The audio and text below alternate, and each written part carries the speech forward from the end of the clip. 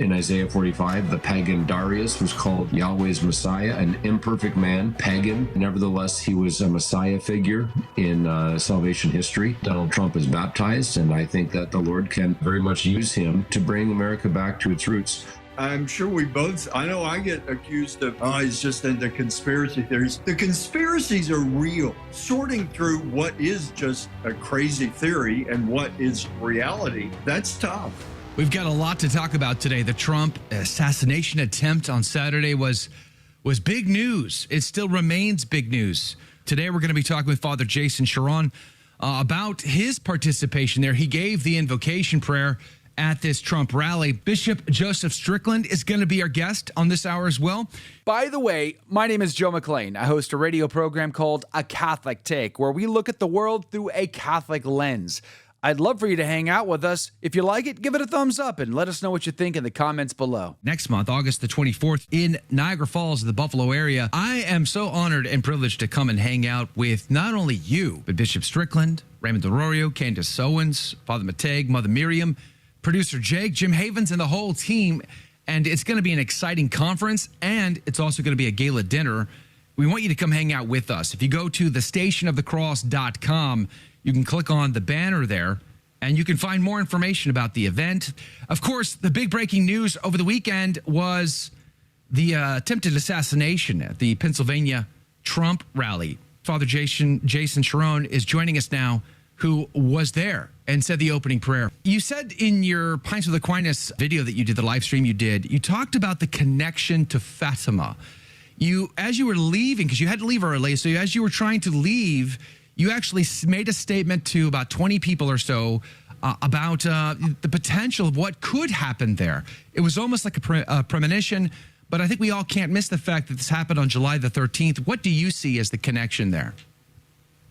Well, Fatima is an apparition, very, very prominent, obviously, in modern Catholic devotion, in which the events of the world and the events of heaven are exposed in the intersection of the two.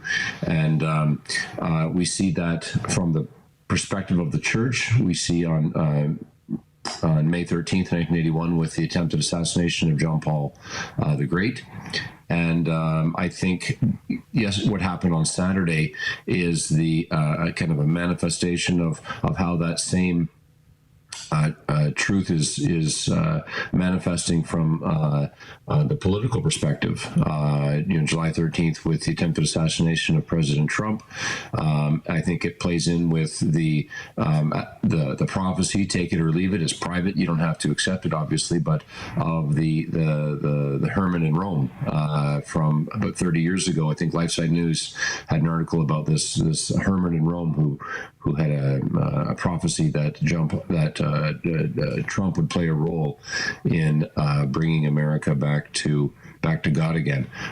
So I think that this is very, very possible. We see that, in Isaiah 45, that the pagan Darius was called Yahweh's Messiah, an imperfect man, a pagan. Nevertheless, he was a Messiah figure in salvation history.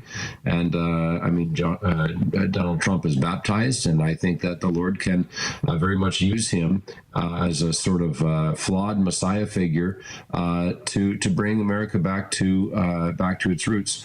Doesn't mean we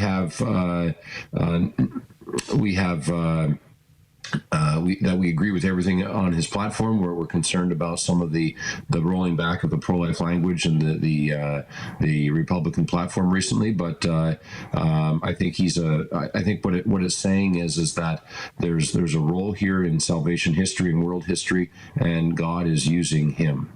You spoke to the former President Donald Trump just before the rally started. Tell me about that experience.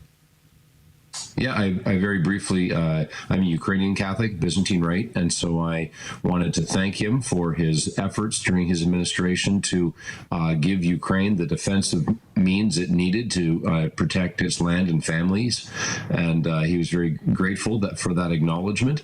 And then encouraged him to continue along that same vein, and his response was, thank you again. This war never should have happened. This is solely because of the current administration's projection of weakness, in his words, and it has invited hostility from Russia. He doesn't want to continue inviting hostility, so he wants to make sure that Ukraine is able to defend itself, and that this war would end. And what was his response to you? What was his behavior, his body language? What was any of those details you can share? That's a great question. You have to look at the context. He was late, and it was very hot. There was a line of about 30 people that were selected, that were meeting him, and I was at the end of the line. So he had and he's not 20 years old. He's in his late 70s. So he had every reason to be dismissive and rude and all that, and he was none of that. He was the consummate gentleman. I wanted to move. I didn't want to be that guy that was holding up the line. There were about a few people behind me, but I'm trying to move away, and he kept talking about Ukraine and how he wants to help, and just the tragedy of the situation. I remember him speaking about that, just the tragedy, the sheer nonsensical tragedy.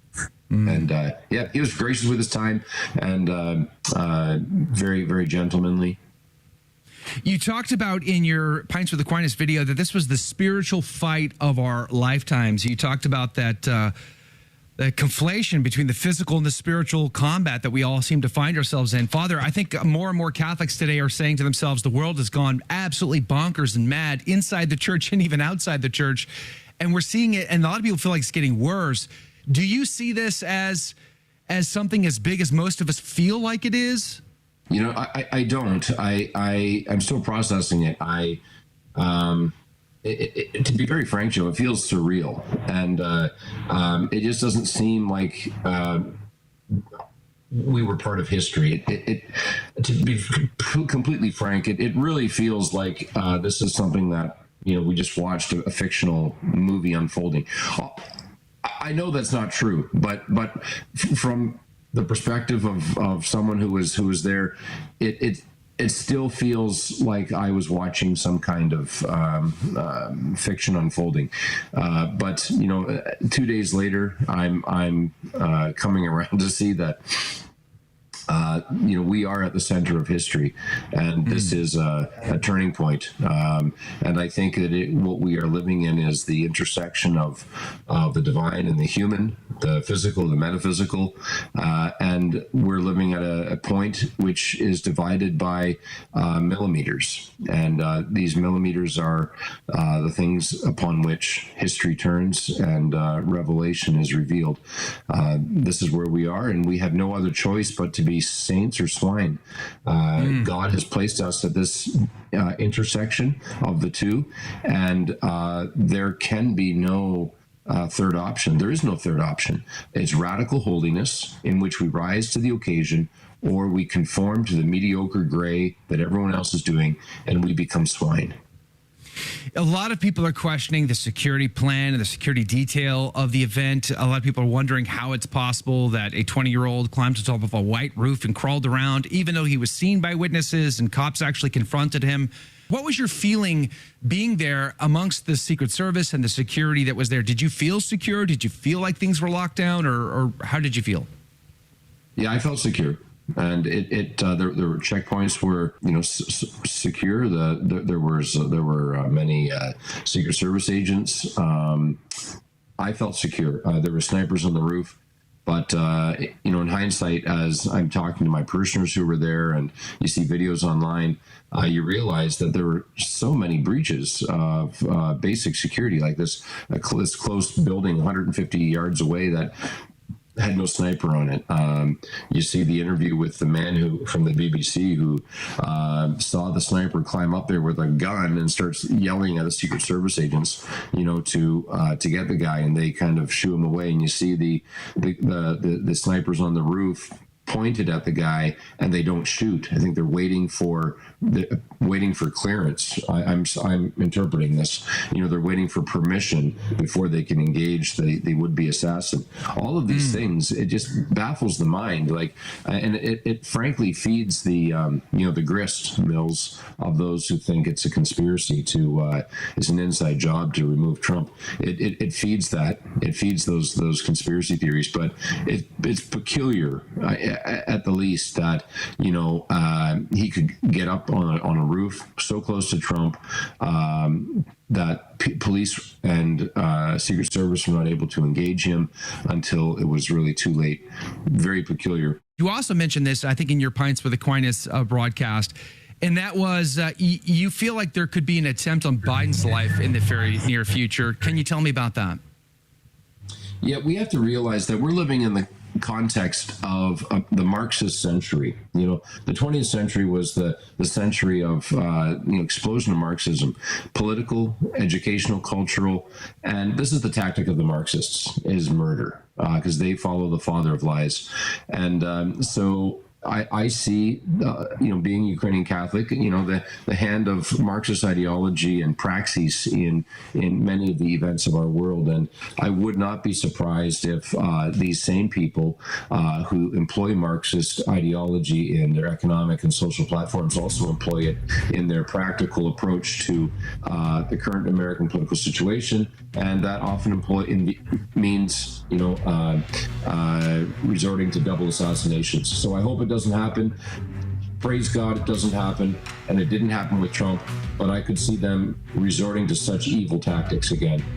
Let's pray that does not happen for sure, Father. I'm so grateful for your time today, and thank you for sharing your insight into this tragic event with us this morning. Bishop Joseph Strickland is going to be joining us right now, and he's coming. He's coming to our conference in August the 24th. We want you to be there too.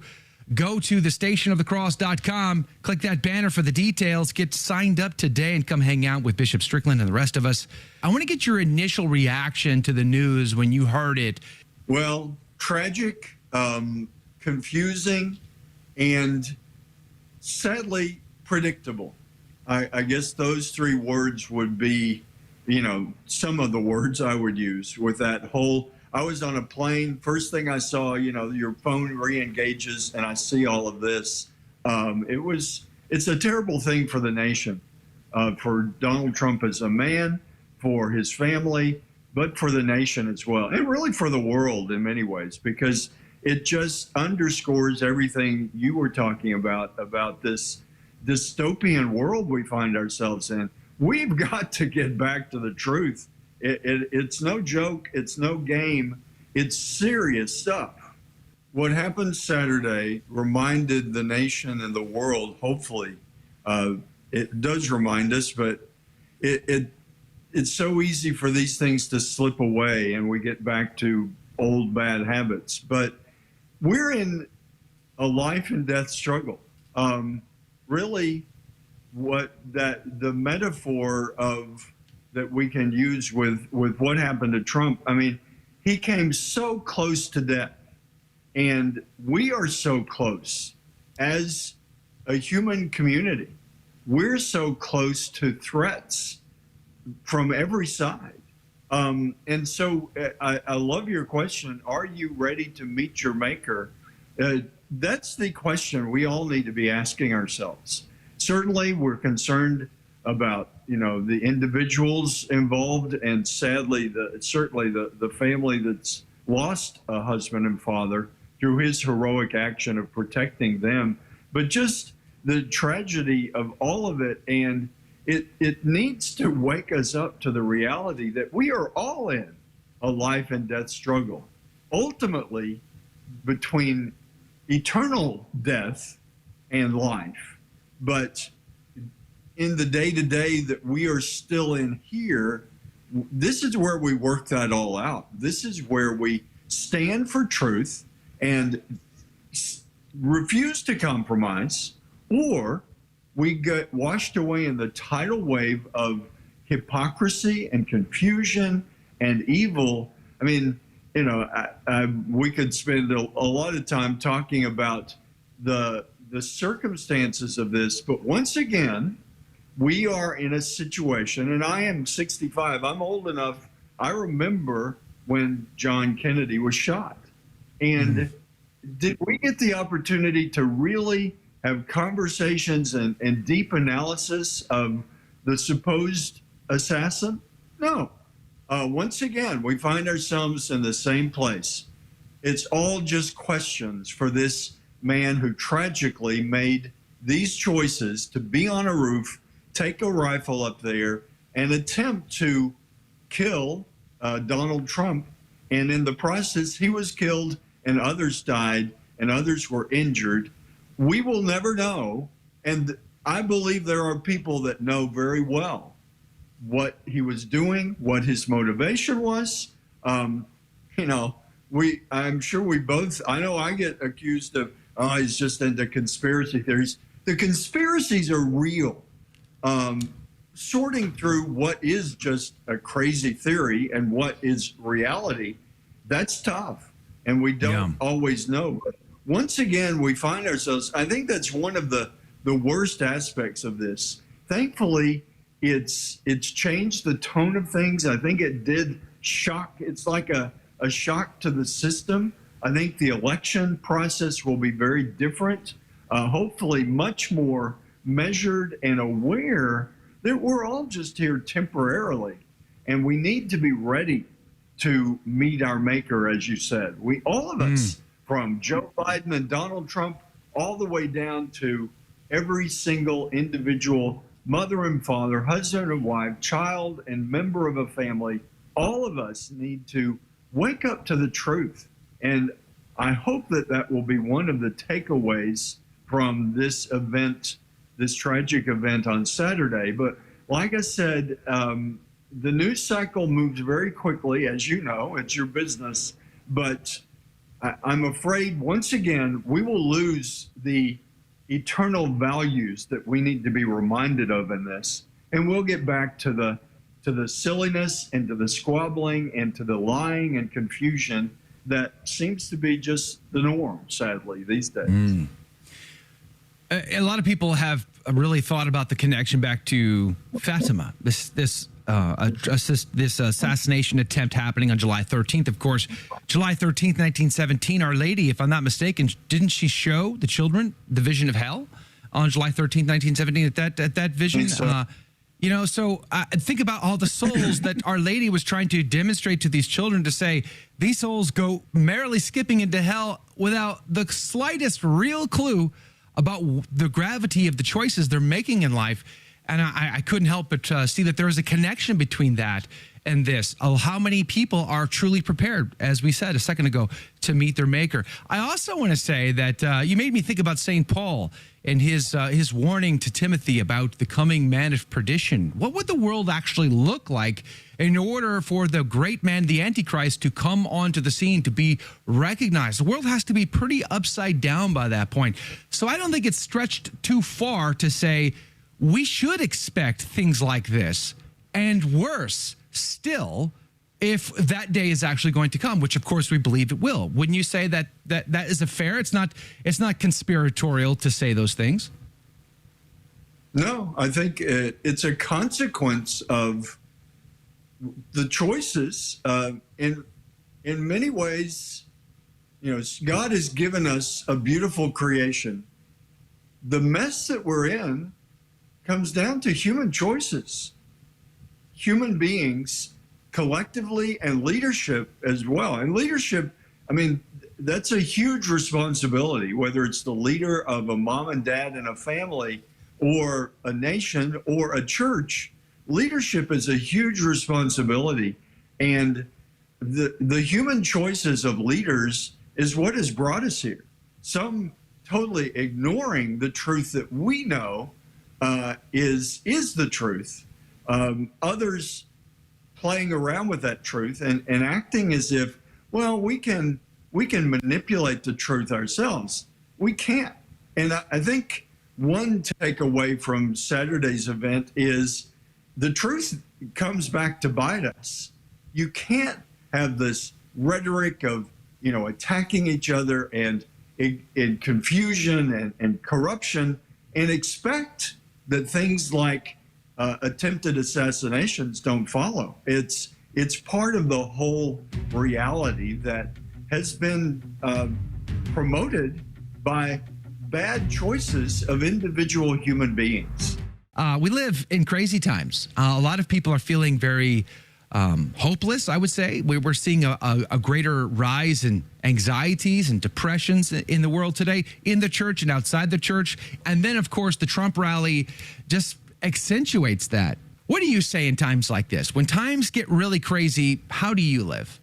Well, Joe, it's interesting because, as you said, before the Trump rally event that really has captured the nation and the world and the imagination with, more darkness, more violence, just more of the bad.